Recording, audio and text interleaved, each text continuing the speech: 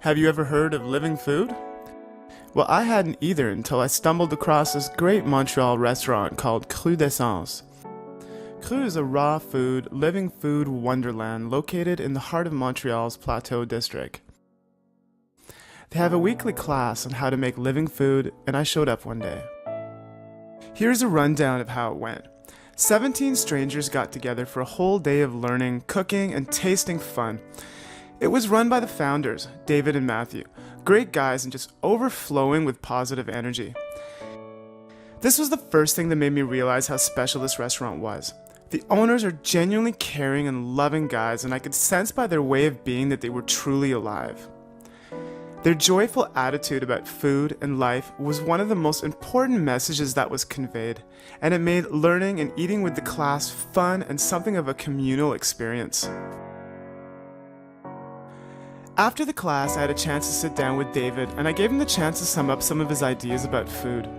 Now, every time I talk about being a raw foodist or a vegetarian to someone who isn't, the first thing that seems to come up is this idea about missing proteins.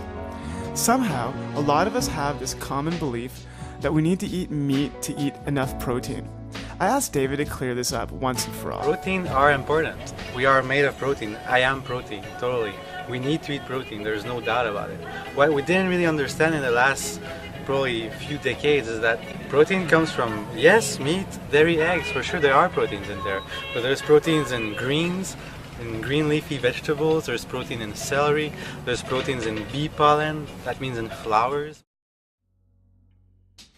So there's protein everywhere, not just meat. But why do people hold so tightly to the idea that meat equals protein? Nutritionists always told us that we need to eat the complete protein, all the amino acids. See protein as a chain, right? A chain of little beads, tons of little beads all together makes a protein, okay? All of these little beads are amino acids.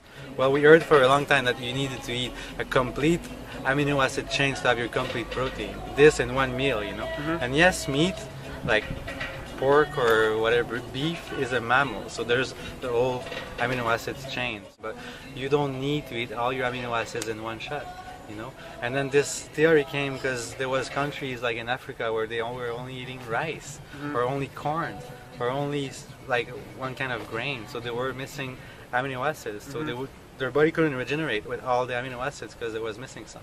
So we told them, well, here, eat some beans with your rice, to make a complete protein. Protein is really, really something that our global consciousness are totally scared about protein. We're scared to miss protein, we're scared of not having enough. Like the big, fear of lack of protein is all around the world now. But in the 1990s, weirdly, the amount of protein that a normal consumer should eat in a day went up from 50%. Boom, just like this in one day. And who decided that? Lobby from Tucson, which is one of the biggest meat company in the US, lobby of. Large food corporations like Tyson Foods in the US have pushed their weight around for decades. By directing public opinion through the use of lobbyists, they've managed to cement the idea in our common understanding that the only way to get enough protein is to eat the animal meat they sell you. But by consciously learning more about food, I've come to understand that protein is truly everywhere, and a deeper understanding of nutrition has revealed that I can get all the protein I need without ever touching a piece of meat. In a world crowded with shallow, competing interests for my money, I find it's not surprising at all that authentic places like Cru seem to be thriving. Not only do these guys have great ideas, but the food is unbelievably good. I know for a lot of people the idea of eating raw food or living food seems somehow like a sacrifice, but I can assure you it's not. But it does take some time to get used to, and I think this might be where people have the biggest problems. The idea Cru is spreading is that what you eat and how you feel are intertwined, and that by changing how you eat, you really can improve the way you feel. But they don't ask you to believe them. They ask that you try it for yourself and see if it makes sense for you. At the end of our class, we were all asked to share what we'd learned that day. It was clear that people had been really touched. Some of them, including myself, actually cried.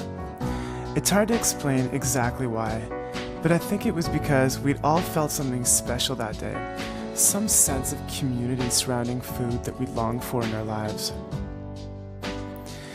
You are what you eat, and today we were all raw, organic, and filled with a feeling that I'll probably never forget. There's no good and bad, there's only happy or sad.